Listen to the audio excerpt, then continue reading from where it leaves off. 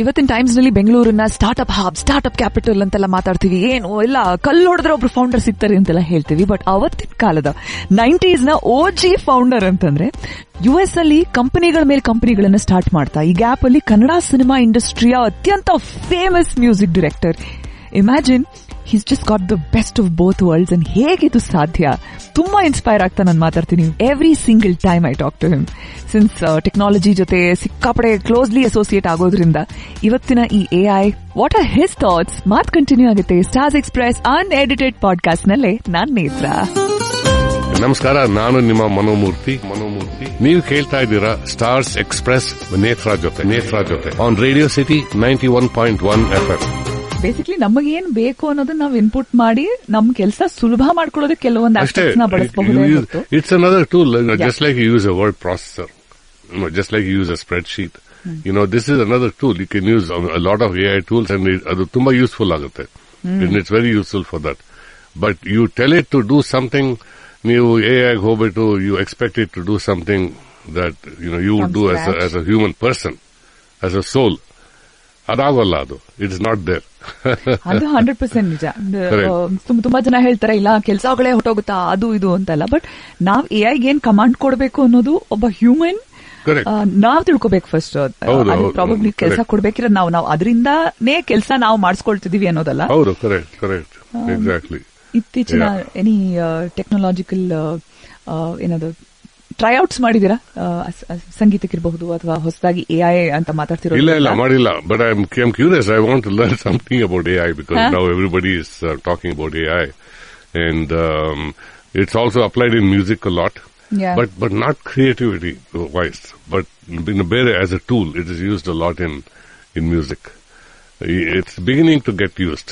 And not for creating things ಅಷ್ಟೇ, ಅದು ಒಂದು ಬಿಟ್ಟು ಮಿಕ್ಕಿದ್ದು ಅದು ಇದು it's pretty useful for that. Okay.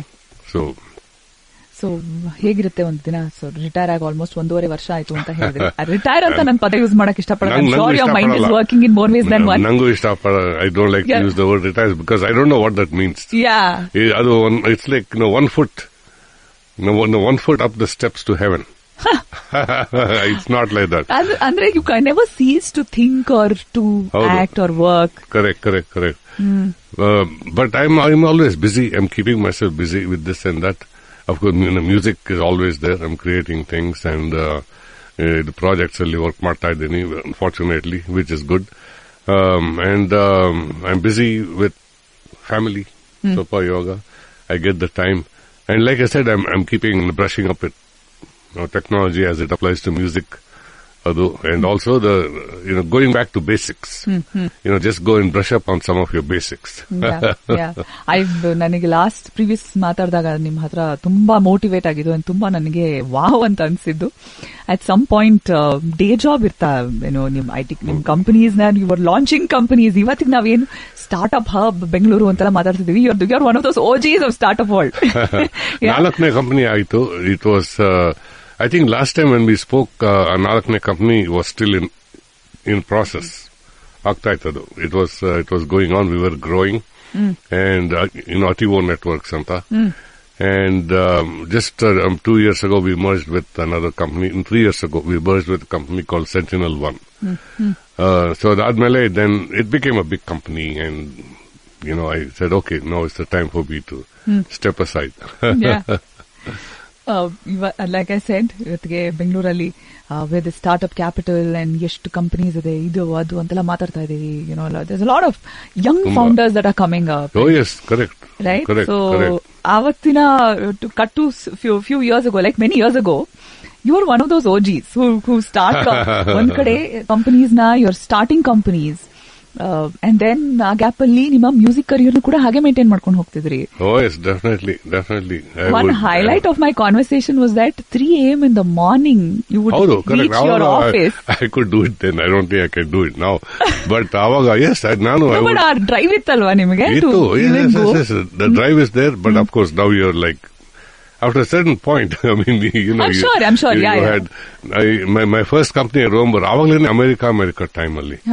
Starting America, I have to do this. Now, one chance sikkide, I have to do the music for this big film. Fresh agi, I was all excited. I need to find enough time. So, nanu 3 ಗಂಟೆಗೆ ಎದ್ದು, and I was the founder, co-founder of that company, Alantech ಅಂತ, my first startup.